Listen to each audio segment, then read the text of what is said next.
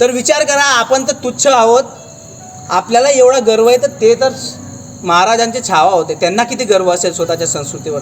त्यांच्या वडिलांनी ज्यावेळेस हिंदू होणं पण या जगामध्ये पाप होतं, त्यावेळेस छत्रपती शिवाजी महाराजांनी एवढं राज्य उभं केलं, त्यांना किती गर्व असेल स्वतःवर.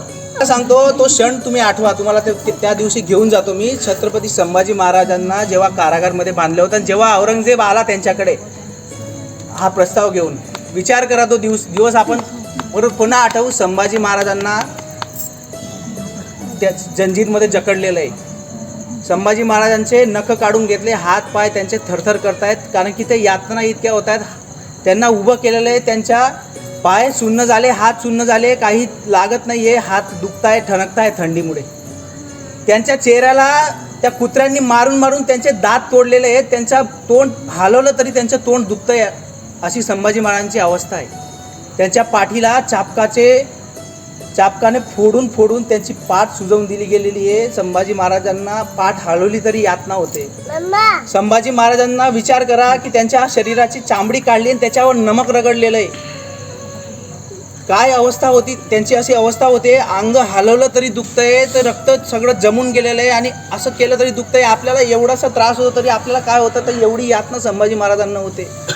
संभाजी महाराज विचार करताय, त्यांचा गळा सुकतोय, त्यांना आपले वडील आठवण येतात, शिवाजी महाराज. ते म्हणतात, आबासाहेब आम्हाला तहान लागली, पाणी पाहिजे, पाणी पाहिजे. आणि तेवढ्यामध्ये तिथं औरंगजेब येतो आणि घोषणा होते, बा मुलाइजा होशियार, बादशाह हिंदुस्तान औरंगजेब पधार रहे है. आणि संभाजी महाराजांच्या अंगामध्ये वेगळीच वीज दौडते, त्यांचे डोळे असे वाघाप्रमाणे मोठे होतात. औरंगजेब येतो आणि त्यांना सांगतो, वाह संभा वाह, मान गए तुम्हें, आज ये बादशाह औरंगजेब तुम्हें मान गया.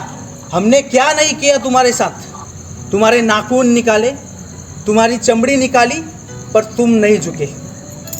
आज ये आलमगीर तुम्हें एक प्रस्ताव देने आया है. हमारी शर्त यह है कि हम तुम्हें हमारी बेटी का निकाह तुमसे करवाएंगे, तुम्हें आधे हिंदुस्तान का सल्तनत सौंप देंगे और हमारे जाने के बाद हमारे वारिस तुम बनोगे.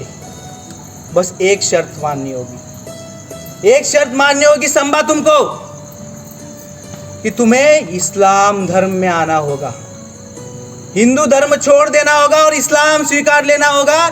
ऐसी ऐश होगी तुम्हारी, तुम्हारे आगे पीछे ऐसी सुंदर स्त्रियां की लाश, सुंदर स्त्रियां बिछा दूंगा, तुम्हें सोने में तोल दूंगा, बस इस्लाम स्वीकार कर लो. संभाजी महाराजांच्या डोळ्यामध्ये विचार येत आहे, एवढा यातना होत आहेत,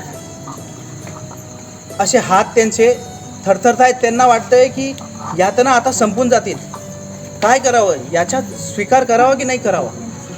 पण त्याच वेळी त्यांच्या डोक्यामध्ये विचार होतो की आपल्या पूर्वजांनी काय बलिदान दिलंय.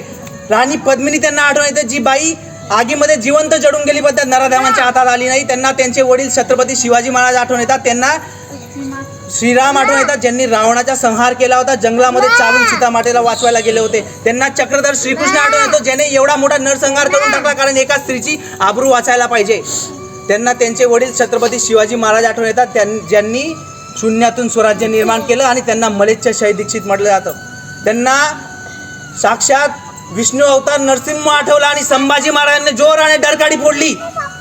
औरंगजेब, संभाजी 1000 बार जिएगा, 1000 बार मरेगा, पर हिंदू धर्म नहीं छोड़ेगा, हिंदू धर्म नहीं छोड़ेगा. आणि एवढंच ऐकतात औरंगजेब घाबरला. तो असं मागे सरकले की हा मला आताच खातोय का काय, आणि तो जोराने आरडा मारला, इसकी आंखें निकाल दो और ये जबान जिसके जगदम्ब जगदम्ब बोलता है, ये जबान काट दो. अशा प्रकारे संभाजी महाराजांनी आपलं बलिदान दिलं आणि ते मरूनही जिंकून गेले आणि तो आलमगीर जिवंत असूनही हारून गेला.